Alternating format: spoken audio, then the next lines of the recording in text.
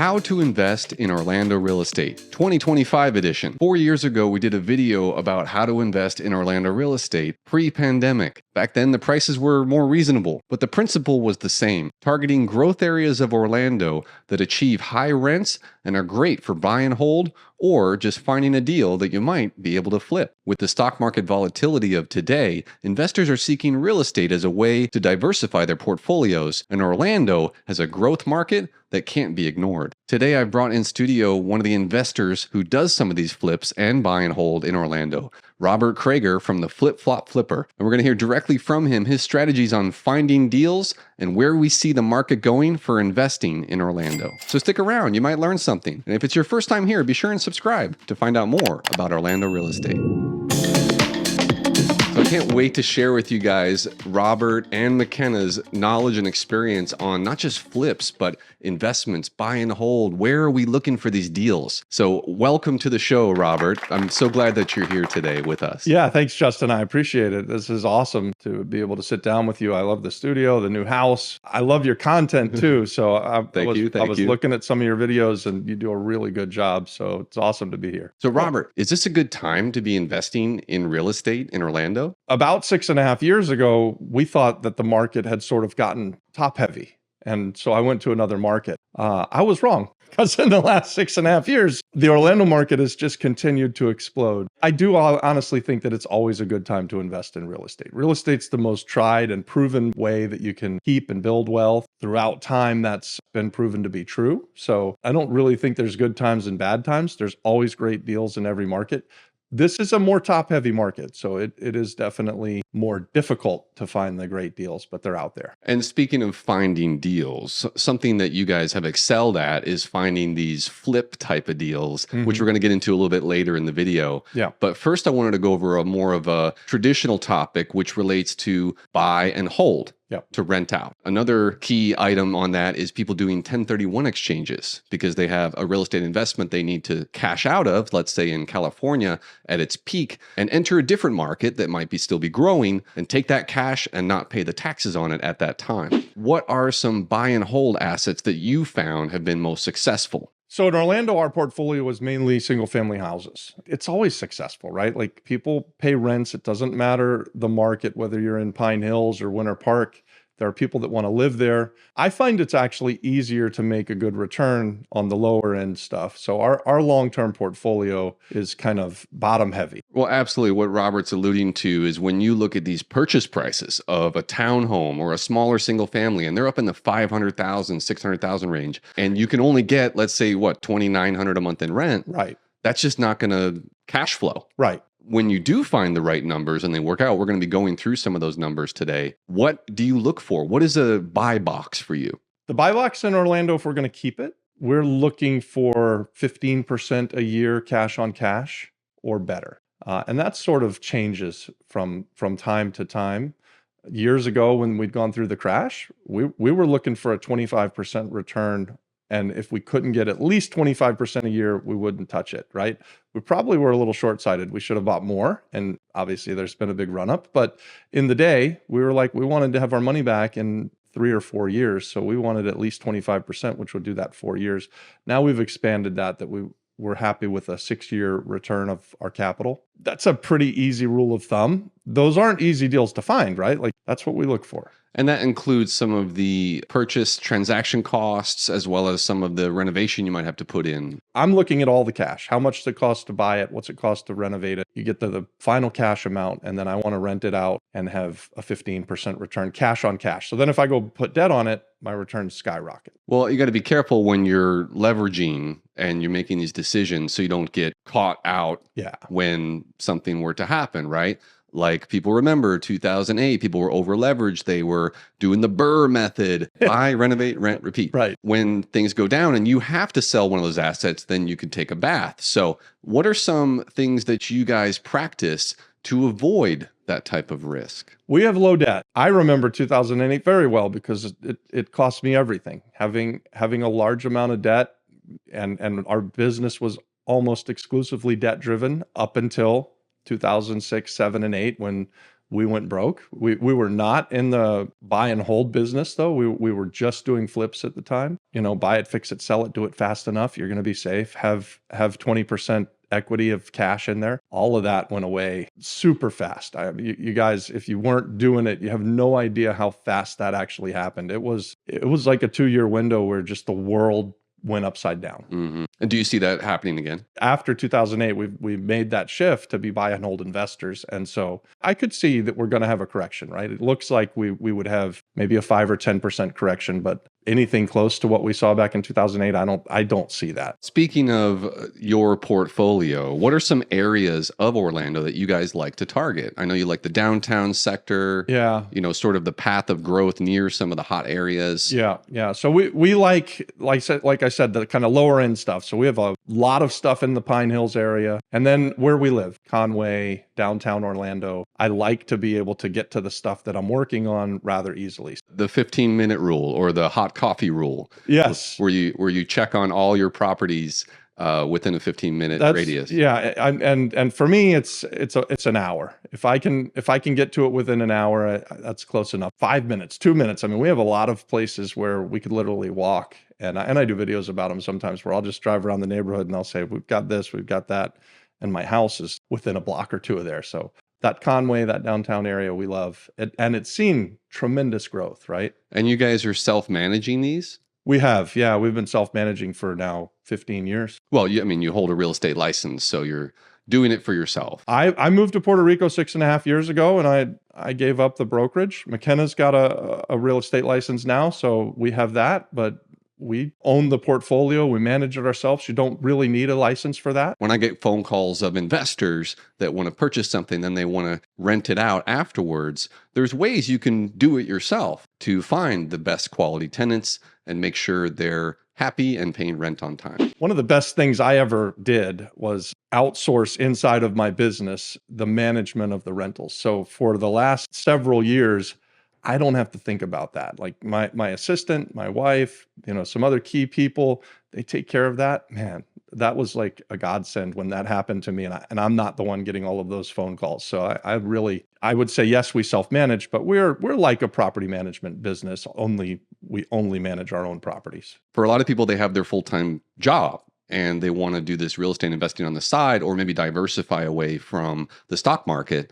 But what about when you get to that critical number? What number is it? Is it 5 doors, 10 doors? Yeah. Where are you on that? For me, I think it starts at around 4 or 5 doors. Yeah. Like anybody can manage a property or two, right? Those headaches aren't going to be too often and too difficult. So once you get up to 4, 5, 6, you're probably going to have to start to spend more significant time or hire a key person, an assistant.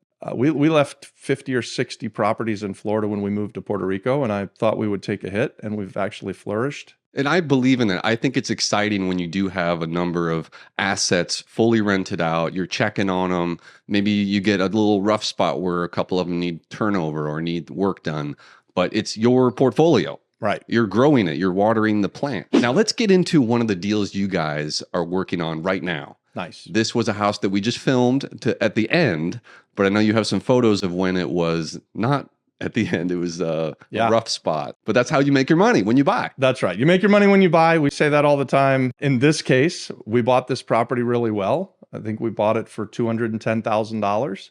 It was a hoarder house. So it was really the worst house in the neighborhood. Real estate's location, and it's a pretty good neighborhood, right? This renovation came out incredibly well. I love the staging you guys did. It makes a big difference. I think the staging is super important. The tongue and groove wood ceiling and the lanai. It even had that full bath in the lanai. Yep. Big pool, nice curve in the street, big lot. I love how there's new windows, there's new AC, new roof. Yeah, pretty much that house was rebuilt. So a lot of times we're doing renovations, they can be cosmetic. This was not a cosmetic renovation. I don't think we spent $250,000, but we spent more than $200,000. So this was a big time renovation where everything is new, all of the electric, the plumbing, like you said, the doors, the windows, the roofs, even the drywall, right? Like we stripped it down to the stud and then rebuilt the house. It was a month of cleaning the house out and dozens of trips to the dump. It was amazing what we took out of that house. Well, and just forecasting that number, knowing this is going to cost me 150, 200. You guys have done 1,000 of these, so you have a little more knowledge on that. Yeah, it does affect the bottom line, right? Like, luckily, the house has kind of continued to appreciate, and we should be fine. I happened to drive by a duplex the other day, and I thought of you guys, and I said, I wonder what they would think of this deal. Tell me. If I bring you a deal, let's have you analyze it since you're here. I love it. So when we look at Greater Orlando, you all know I've been a big proponent of the Lake Nona area's growth. I've benefited from it hugely. I actually own a townhome that I rent out right in the middle of Laureate Park to Medical City grad students, and that's getting about $31.50 a month. I also love the Horizon West Winter Garden growth all the way out to Claremont. We've helped some investors look for new construction out there. So the point is, guys, not every real estate investment is ugly like a hoarder house. Sometimes they're turnkey, they're new construction. Relocations, as well as investors alike, may have other reasons besides just straight cash flow of investment. They might want to use this property in the future to retire to, or a family member, just be near their main house with the 15-minute rule. So it's something to consider when you're looking at these projects. It's not just all about find the ugliest house on the street, fix it up, and get the most profit. Sometimes it can be location-based and more turnkey. But within looking around this Orlando, Winter Park, Orwin Manor sector, where a lot of people really like to be, many of the houses are older. And this one is on a relatively wide lot, which the first thing I think about is, how could we end up developing this in the future? Is it a double lot? If you really wanted to, you could tear it down and build a bigger house. Yeah. Long term. But let's look at this, for example. So this is a duplex, which there aren't many duplexes. Why does Orlando not have enough duplexes? That was bad planning, I think, back in the day. Yeah. I don't know why they didn't build more. I mean, maybe we weren't expecting to have this kind of huge population growth. I think the American dream back then was have your single family. Yeah. Orlando wasn't as big as it was today. Right. I think the new American dream can be this house hack. You buy the duplex, you live in half of it, you let someone else live in half of it and pay for your mortgage or pay for your house. And really, since things have gotten pretty unaffordable for many people here, I mean, the low end stuff is now approaching $400,000. It does make it harder for young people to jump into this stuff. Absolutely. So you got to get creative. You got to have your savings. Yeah. You got to borrow as least as you possibly can. And having an extra stream of income would certainly help. So let's look at this deal. I want to show you one that inspired me just a few blocks over that was in better condition, and it sold quickly. Here it is. So over by Lake Highland Preparatory School and the Mills 50 district, this higher avenue is a brick street. And here was a nice looking duplex. Look how quaint this street looks with the front unit and the rear, nice hardwood floors. This almost doesn't need a whole lot, but it's exciting because you could take on some cosmetic renovation of the kitchen, maybe get more rent that way. Check on the systems like the AC, the roof, etc. But it's got 2 tenants in it already. They're achieving $43,000 per year. And that rent amount is with, both rented out. And you can see they listed at $589, which was $364 a square foot. So with this going pending so quickly, it got me thinking, what if we could find a less expensive one? And here it is. And here it is. So we drove by, and it does need a lot of work. So here's what it looks like on the inside from at least a few years ago. We're looking at kitchen, maybe adding windows, replacing windows, potentially roof work, flooring work, bathrooms, just really bringing it up to the level that you guys bring up your flips. Backyard, you could put the wood fence back there. So with them asking $480, $246 a square foot, what's your thoughts? It's funny because I've got a recent short out there where I'm looking at a duplex similar to this in a very similar area, and they're asking $500,000. And I'm just like, I don't know how you make it make sense. I'd rather be a seller of this property than a buyer of this property. So you can see that it needs significant upgrades, right? Like it doesn't just need minor touches here and there. We'd spend at least $100,000 in there, new kitchens and bathrooms. And if you pay $480, you put $100 in it, you're in it for $580. Or again, I'd rather be a seller than a buyer. But I do like what you said, because we're not in the everything sells for asking price days anymore. So $480 is what they're asking. It's unlikely that they get it, although it's a great area, right? Like, so Minnesota is downtown Orlando. It is an area that if you were to buy this and hold on to it for 10 years, even if you paid $480, I don't think you can lose. In fact, you probably make a ton of money, because in the future, as the population continues to grow, you'll see this area start to lose these duplexes and be replaced with houses like we're in here, right? That's where the trend will go. And I bet you if you drive around the neighborhood, you see that already. You'll see $1 million houses sprinkled in amongst the stuff like this. That's fun. We like to invest in those areas, and this is certainly an area where we would invest. If I think it needs $100,000 renovation, 2-bedroom, 1-bath on each side in Orlando right now, probably down there gets $1,700 to $2,000 a month. Does that sound fair? Yeah, I think they were achieving lower than market rents. So Yeah. once you did the renovation, you could charge more in rent. You could push it all the way up to $2,000 a month, so you get $4,000 a month. I mean, that's a nice big number for one duplex. Mhm. $48,000, $50,000 in revenue is fun. So if I was looking at this deal, I'd be asking the seller, do you have debt on it? Are you willing to sell it with seller financing? Or could I take over your loan, buy it subject to? I alluded to that earlier and said that this is a way that we're buying things right now, where for years it was always just lowball cash offers. Debt was really inexpensive a couple years ago. So if I could take over your loan that's 4 years old and it's 3%, I can maybe work with that. So there are different ways that you could do this so that you can get the kind of return on your actual cash out of pocket. The loan assumption, taking over a 3% interest rate if it's that low, or even let's say a 5.5% investor loan rate, is key. If you can do that and find a seller who doesn't need to extract all that cash right now and wants to continue to be your mortgagee, then that could be a great way to do it. And if you guys are looking for this kind of investment, I really like to go to sellers that are selling duplexes because they're landlords, right? They're in the business of taking money monthly. So they understand when you say, hey, I'd like to buy it subject to your loan or seller financing, and they're going to continue to get that monthly payment. A lot of times tired landlords are more willing to do some creative things than the normal person is, right? Especially as it gets tougher and tougher to sell at your asking price. You could still give them their asking price, you just do it over some different terms. And we've already started to see that with some of our listings with investors approaching, but the seller has to be okay with it in case they're not able to extract all their equity upon the closing. There's definitely people out there that would look at something like this duplex and say, you know, I love that location. I want to make it really nice and have it nearby. And that's similar to Laureate Park. They have those garage apartment homes where you have the main house and the garage apartment in the rear. And some of those are trending at like $790 and fully rented out. They're bringing in $4,900 a month in rent.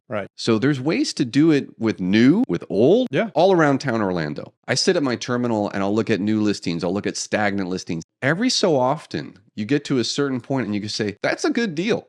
That feeling has returned here in Orlando in late 2024, thankfully. You know, I heard on another podcast about when investors buy their properties throughout the year. And we're entering that time period right now, August, September, all the way till January. Would you agree? This is, I think, tried and proven, right? You're going to load up for next year at the start of the fourth quarter. This is buy time. For a real estate investor, you don't want to be putting stuff on the market at Christmas. It just doesn't sell. So we like to buy in the last quarter and then have it come on to the market in the springtime, and then certainly through the summer. That's when you're going to be able to find the buyers, get the best price. So yeah, we like to buy a lot at the end of the year. That's something that we've done for 25, 26 years, is at the last quarter of the year, we'll load up. And especially this year, you have an election season, high interest rates, volatility. And the stock market's doing like this crazy. So you probably have some people to say, I should have got out last month and put this in real estate in an area that's growing. It feels like there's a little bit of a tightening, right? And that's pretty typical in an election year. People are going to wait and see who's going to be the next guy or girl that's elected. What's that going to do to the real estate market? What we're looking for, the good deals right now, the end of 2024 going into 2025, we're looking at tax deed sales. We're certainly looking at the foreclosure sales again. The last few years, we just kind of ignored those places because there weren't really some good deals. But right now, you're starting to see a little bit more distress. And for real estate investors, distress is good, right? Like I think you can make money in any market. Absolutely. Like we're buying from estates. People have inherited something, and there's lots of distress when that comes along. And real estate investors solve problems, and the bigger problem you solve, the more money you make. And we're value add real estate investors. We like this one that needs a lot of work more than, and I'm pointing back to the listing that you just pulled up on Minnesota, more than I like the one where it was in better shape, right? Like I tend to want to buy the stuff that I know I can force the value by investing the money into it. We call it value add. There's new options that have opened up in 2024 going into 2025. Those are exciting things that really weren't going on. You can learn more directly from Robert on his channel, The Flip Flop Flipper. Thank you very much for that, John. Justin. Yeah, so we are the Flip-Flop Flipper. We believe that this real estate investing creates a great life and it's available to anybody. You don't have to be born with a silver spoon in your mouth. So if that sounds good to you, check us out, the Flip-Flop Flipper. The whole idea and the heart of our YouTube channel and what we're doing on Skool is to make real estate investing easy. Let's get the other part of this dynamic duo, McKenna Crager, in the chair to hear more about some of their investing stories. McKenna, so we toured that one house in Winter Park and you got that under contract. The Gilbert, yes, that one is sold. Yes. Beautiful house. I loved the pool. I loved the Winter Park Pines location. Tell us about how you found that deal and we saw the condition it was in. You had to rip everything out. So 754 Gilbert, we found that through a good family friend named Danny Vargas. He's a local wholesaler. If you guys are looking for off-market properties, they are doing the door knocking and the bird dogging, we call it, where they're going and blushing these deals and talking to sellers and structuring them in ways that make sense for investors. When he sends out a good deal, you immediately get in the car, you drive to it because they will sell in the next day or two. So if he sends out a list and you say, oh, that is a deal of a lifetime right there, you need to be there same day and you need to be making purchasing decisions immediately. Well, and they put out this little number called the ARV. Tell us about that. Yes, the ARV is the after renovation value. It can fluctuate wildly. If you're doing it properly, you're looking at comparables, you're learning what is this house going to sell for when it's high end, very nice, and it's going to the end user, someone that's going to live in there and build a family. What are they able to pay for it and have it make sense? A lot of wholesalers will come in with an ARV that kind of guesswork and they don't really know and they don't put the time behind it. Like those little signs on the side of the road where it's like, oh yeah, 3-2 ARV 500, buy now for 250. And you're like, oh man, that'd be a great deal if that was true. And that's why someone like you, Justin, is crucial because you know the market. You can actually look at a house and generate an ARV that is valuable. When all things are looking the way they do, when you guys do the flip and it's done and you walk in and you say, yeah, someone would definitely pay $700,000 for this. And that's what you guys were able to achieve. So that's great. Yeah, absolutely. Now, McKenna has an interesting story to share today about one of their projects where you guys had some challenges. Tell me about that. Sure. So this was my first flip ever. The house was 1818 Willow Lane, and I found this really nice lady named Shelly. Her children had moved away, college, and she had this house that was a bit of a hoarder house, but she just had this house that she was stuck in. Literally, she wanted to leave and couldn't because she couldn't sell it. And I was able to find her and talk to her. And I came in pretty much at her asking. I bought it for $210,000. As part of that deal, also, I helped her move where I got the U-Haul and me and her husband were moving literal furniture into the U-Haul and loading it up. And that was part of my contract. And part you of got to do that stuff. Yeah, absolutely. Whatever it takes to make the deal happen. Well, and so that was my first ever deal and renovated it pretty quickly. We spent only $50,000 on that reno and had it looking really nice. Tile floors, move-in ready for a renter. We had it rented for 2 years, and then we just sold it 3 months ago. We are the highest sale on the street. It was pretty exciting to move that neighborhood up, where we kind of created a new price point for these houses, and it's actually right down the road from here, not too far. It's nice to raise the value of the neighborhood by taking the worst house on the block and making it the best house. Absolutely, and it makes you want to go do it again. Absolutely. Let's go find the next one. That was my first, and now I'm on number 20. And impressive. Well, and when you have the confidence of your network of vendors. Sure. I ran into your cabinet guy the other day as we were filming the Kingswood property. Just, buttoning up some things, doing a good job. Yeah. Someone had ripped a cabinet off of the kitchen during a showing. Hey, things happen. Things happen. Contractors are another aspect of this that is just very difficult. It's another full-time job of finding guys that are able to do good work and do it consistently. Oftentimes what happens is you'll have someone that comes in at a really good price and they do really good work and you'll have them for 5 houses and then they move across the country. Or they do really good work and on house number 6, they raise their prices to double and you're like, oh no, this math doesn't work anymore. And I love the work they do, but I just can't afford now the level that they're looking to get. And so you need to go find new guys. Right. And you've got your roofer, you've got your tile guy. Sure. And you're doing all these permit pulling yourself through those vendors. And that process is a nightmare, guys. Yeah. Getting that CO. Yeah. It's a new build. Absolutely. Now, when talking about real estate investing now, during this period of volatility, stock market going haywire, there, election, prices correcting, and yet still some listings still sell quickly for high prices when they're in the right area with the right renovations done. But what if it's just not selling? How do you guys tackle that? Sure. And that's a fear that's going on right now where feel like the market is softening where, just a year ago, you're just seeing prices up and up and up. You're still seeing bidding wars. It was very hectic during the COVID era of these prices just felt like they couldn't stop. It does not feel that way anymore. The average time on market is longer. I see a lot of price decreases. The number one thing we do is renovate really well. You don't want to cut corners because people can tell when you walk into a house and you look at a cabinet and you're like, that was poorly done. It just is a bad representation of the whole house. And so if you're doing those corner cutting activities, maybe that did work 2 years ago when the market was unstoppable. But right now at the top, they have a lot of options and they're able to pick the best one for their price point and they're not in a rush. So you really need to renovate well. If you're buying these deals correctly, you should be able to factor that in as, well, I'd love to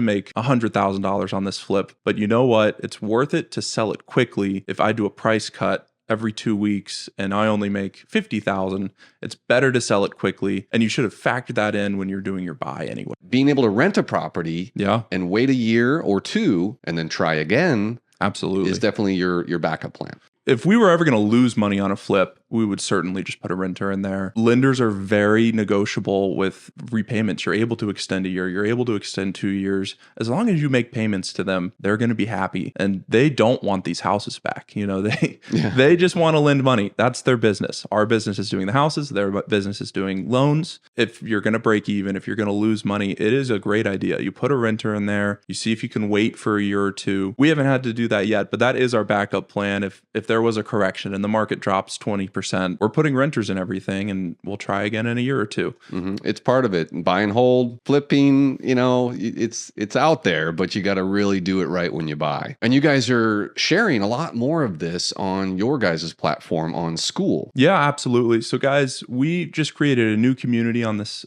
platform called Skool. It's an education platform where we're able to build communities, we're able to talk to people, and we're able to share stories of what we do and how we do it. We've always grown our businesses through partnerships. Like I was talking about on 1818 Willow Lane, I did that deal with 2 partners. This Kingswood deal we did with a partner. Gilbert Road I did with 2 partners. So our whole business is always growing through connections, community, networking, and partnerships. And that's what we're trying to build there on Skool. We want to help people get into real estate investing, help them do their first deals. And then through that, we want to partner with people and get more amazing opportunities. So we'd love to see you over there and we'd love to talk to you about what you're trying to do and what is your passion? What kind of deals are you trying to do and how can we help you do them? So hope to see you. And that same stuff he was talking about, comment below. I want to hear. Please. What is your investing strategy? Is it out there on the outskirts? Is it down in St. Cloud? Are you in the path of growth? Or are you right in the center of it all and find the ugliest house on the street? Which is it? We're going to put that link down below, and it's 100% free to join and learn from Robert and McKenna and their team. Well, thank you, McKenna and Robert, for coming in today and sharing more of your knowledge of real estate investing. I can't wait to see more of your projects and bring you guys some more investor clients. Yeah, absolutely. And hopefully that you can bring some buyers to Kingswood and we can get that thing sold and do a deal together. Great location. I love that house. Yeah. If this video was helpful to you, be sure and subscribe below. And be sure and check out more of our videos launching every single week all around Orlando real estate. Thanks again for watching, and we'll see you on the next video.